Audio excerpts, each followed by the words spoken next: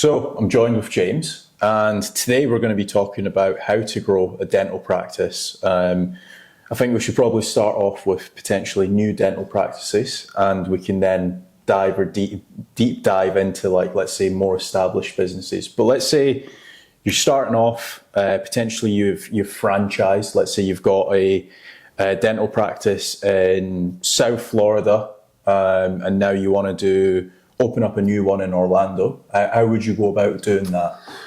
So if you're looking at how to grow a dentist company, then the first thing I would look to try and start setting up is making sure I've got a website. Yep. So having the website and then doing SEO to the website.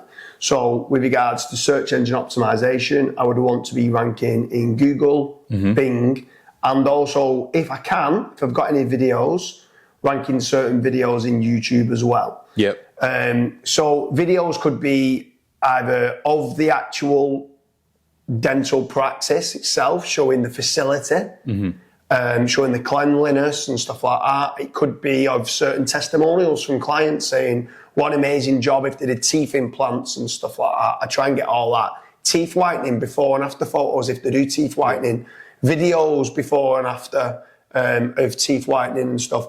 All the different products and services that they do within their dental practice, I want to be trying to promote everywhere I possibly can online. Yep. So SEO, I would start with as being the number one thing that I'd be looking to try to do, not just for generating leads, but for brand building, making certain that you've got those tests. Because if I'm looking to have a new set of teeth, I'm going to be doing my research and I want to see previous jobs, case studies, and testimonials. Even with Invisalign probably in the UK it costs about £3,500. In the US it's probably about $4,500-5,000, depending on the state and stuff like that. We're talking averages here, but even Invisalign, it's quite a big decision on somebody's life. And if you don't have the trust factors, if you've not got that social media presence, if you've not got the before and afters, if you don't have any video testimonials and case studies, then at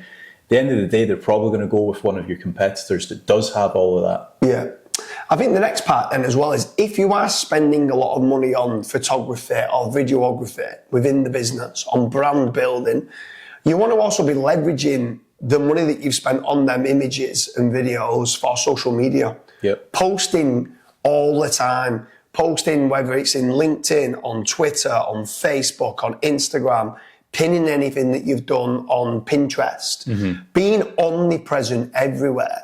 That again, if someone is just looking at your social media account, that they go, yeah, I can trust this company. This is a company that I want to have my Invisalign braces done with, or teeth whitening kits done with. I want to be everywhere. And again, I'm coming back to branding and just making certain that I every so often keep throwing in testimonials of what people are saying, but on social media as well. One thing to just add to what you've said, try to get your own images. I don't know what dentist you actually use, but a lot of dentists that I look at their social media, they're just using stock images. And I don't know what your thoughts are, but as somebody that's been trained up, especially in the digital marketing world, I look at them and I'm like, I don't trust that company. Yeah. I don't know if that's just my fault. No, I completely agree. I mean, a lot of times you can tell it is an actor or stock image. Yeah. Like sometimes the less professional images, it's got to look good at the end of the day. If you're doing a before and after shot, you want to make certain, ideally they've got yellow teeth at the start and at the end they've got white teeth, right? So you want to try and make certain that is set up in that manner, but having unique images is key, but also it's key for ranking in Google Images as well. And I think sometimes this is a very visual, if you're getting new teeth or you're doing some sort of cosmetic dentistry, like you want to be making certain that you're ranking in the Google Images and you're being seen on places like Flickr and Pinterest and places like that, because they want to go, oh, I want that. Oh, my teeth are a bit more yellow than that. Maybe I should have this being done now. Do you know what I mean? You might have coffee stains in the teeth or whatever it is, but trying to get that out there is key. But then the next part, I'd say, for growing a dentist or dental practice, if you've got a product or service in an area, so you said South Florida, right? Or let's say you were saying you're opening up the new office in Orlando. If I'm brilliant at Invisalign braces in Orlando, Yep. at that point, I might be able to run PPC. Now, I won't just go and run PPC for cosmetic dentistry in Orlando because it's very, very, very expensive.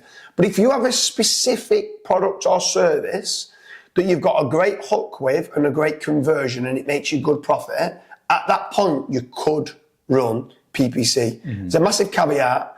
There's a lot of click fraud and it's very, very expensive unless you're using a professional agency to get that set up right. I don't know what your thoughts are on PPC. No, I agree. So what we've typically found is with PPC, let's take Invisalign for an example.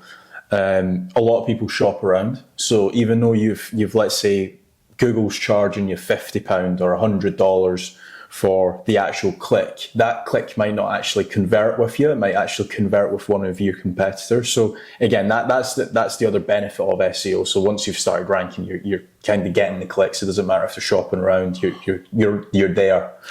With PPC, you're going to need a lot of trust factors in place. You're going to need a good back end. So it needs to be very profitable for your dental practice.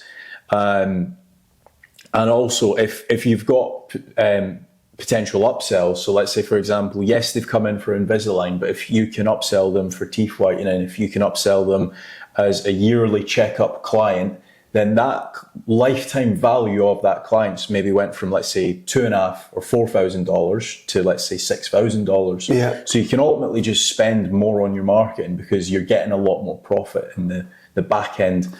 But yeah, what else would you recommend? So there's other things that people talk about quite a lot in dentistry, traditional marketing. So billboards, TV ads, radio ads, magazines. Now, if I'm being honest, I hate doing this. And the reason why I hate doing it is because there's no tracking of conversion rate optimization. There's no tracking on, was it that billboard that got me this inquiry, which led to this profit? Yeah. So it's so difficult for someone to turn around and put a return on investment value on traditional marketing. I'm not saying it doesn't work. It does work well at times. However, I feel there's much better ways now of spending that money. Run Facebook ads and target a certain demographic. You can go into Orlando and say within 50 miles of Orlando. Yep. You can target a specific, you might start realizing that some of the work that you do caters more towards females. So a billboard just caters to everyone that drives past it, where Facebook ads, you could say, okay, I'm realizing that teenagers don't have the money to have implants or don't need it. It's 30 to 60-year-olds, female, within 50 miles of Orlando, and you can put all them filters in place, right? So there's a lot of different filters and stuff like that you can do via social media advertising, which can work well, but also via your SEO strategies, you can be making certain that you're targeting the towns or Orlando as the major city, specifically the products and stuff of what you want to sell.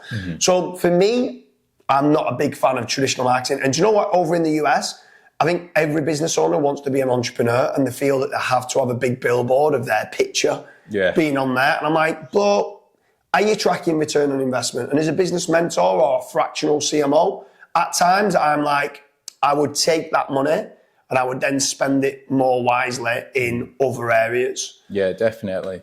A few other things that you can actually do, and this works well. So a lot of dental practices, they want families. And in the US, you can actually sponsor like kids' baseball games or kids' soccer games and football games and stuff like that. So that's a good way of getting in front of the parents. Yeah. I spoke about this on my YouTube channel a couple of days ago. I remember when I was in high school, there was actually a dental practice that came in and they were like telling us how to like brush your teeth and what sweets you should avoid and what fruits and stuff like that you should eat. you could do something like that. I personally don't think that works as well because you're in front of the kids. They're not the actual decision makers. But again, you can test that out. And another strategy that works very well is influencer marketing. So, for example, you can get some B-list celebrities in Orlando or wherever you're located, get them in, get some free teeth whitening done, and in return, they essentially repost your work on their social media following. And because they are actually located within that area, that might be actually presented to, let's say, 4,000 or 5,000 people within Orlando or Miami or wherever, and then they will essentially inquire with you. So that's another strategy. That's another good strategy. I mean, another one is lead generation companies. Yep. So over at fatrank.com, you could apply to try cosmetic dentistry. They only generally deal with the high-end type services, so like implants and stuff like that, or if it is cosmetic dentistry, that type of work as opposed to just checkups and stuff. Yeah. But if they do qualify, they do get a no-risk supply of inquiries that come through. But then also, talk to me a little bit, because you've been working a lot in the dental practice. You are Mr. Dental Practice Growth Man, right? So obviously you kind of mark yourself as a fractional CMO, but you do a lot with dentists and dental practices. Mm-hmm. So why don't you talk a little bit about yourself as being a consultant or a fractional CMO where you can go in and help. Dentists are very good at fixing teeth or making teeth look nice. That doesn't mean to say they're good at advertising and marketing. Every dentist should have some sort of freelance, fractional CMO or consultant that is helping them knowing where to spend the money. Because the amount of people that waste money on buying the wrong type of leads or using the wrong SEO agency and burning money, you may as well just go and get some money and set it on fire. Yeah. Right? Literally burning money. So explain a little bit more about you in the dental practice space of like, obviously you've kind of, not saying fell into that trade, but you've been working for so many different companies, but you've just seemed to have mastered the dental practice space and managed to grow so many dentist companies. So can you talk a little bit more on that? So yeah, basically, we've both been doing SEO for many years now, growing businesses, investing into actual businesses. And one thing that I found was that dental practice owners, they are really good at their job. However, in university and college and stuff like that, they've not actually been trained up to actually advertise. They know how to do cosmetic dentistry. They know how to do Invisalign checkups. They're really good at what they do, but advertising just isn't their forte. And that's just come from me speaking to various dental practices over the years and stuff. So I've basically been able to kind of position myself as like the dental growth expert. As much as I don't like calling myself an expert, this is what people title me as. And I can basically look at what they're advertising on, what they're spending on, and say to them like, hey, you're overspending on your PPC, or actually your PPC hasn't generated you any actual inquiries for your business. Why don't we switch that off and reallocate that budget to something that is working, whether that is social media posts, whether it's Facebook ads, whether it's SEO, whatever the case may be. And you would be surprised as to how many people are actually spending on billboard ads and not actually tracking that, or potentially they've done some radio ads, or potentially they've done some newspaper ads, or even some flyers and stuff like that. And it's just not generating them the ROI. Yeah. So I've basically come in and I can evaluate your business, and I could say, right, okay, we're spending $6,000 overall or 6K on advertising every single month. Why don't we just reallocate that 6K to doing these 2 things as opposed to doing these 6 things, and you're going to get a lot more bang for your buck. And it works out very well. A lot of business owners, they don't realize how much they're wasting money. Potentially they've outsourced their SEO to what we like to call SEO cowboys. There's a lot out there. It's quite disheartening to say that, because SEO can work for a lot of businesses, but if you're not correctly vetting, or if you don't know how to track the KPIs in SEO, you can get essentially taken for a ride for a lack of terminology. So I think that it's kind of a win-win, really. So if there is any like dentist business owners now that's saying, I like this video, I'm looking to grow, how can they initially contact you? Like, how do they get hold of you to say, do you know what, I want to book a strategy session with you, and I want you to look at my business wherever it's based, and this is what we do, and this is what we're spending money on now. And they can listen, they can not listen, but obviously you're going to come along as a fractional CMO.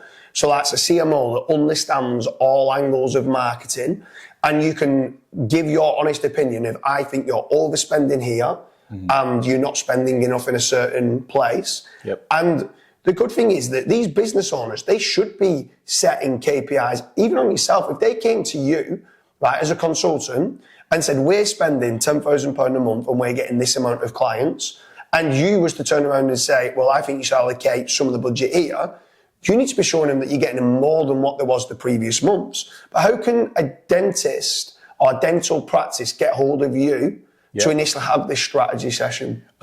Just go over to my website, kazradash.com, or check the link down in the description as well. So if anyone is looking to grow the dental practice, first and foremost, I'd strongly recommend booking a call with Kazra. Kazra can go through everything that we've spoken about in this video of how to grow more dentistry leads. But then it's not just about the volume of leads, it's trying to build and improve upon that average transactional value and lifetime value of existing customers. Obviously, you've got an amazing CRM system in there as well. For some dentist companies that might want to be using that can do text message follow-ups, email follow-ups, even WhatsApp follow-ups and stuff like that.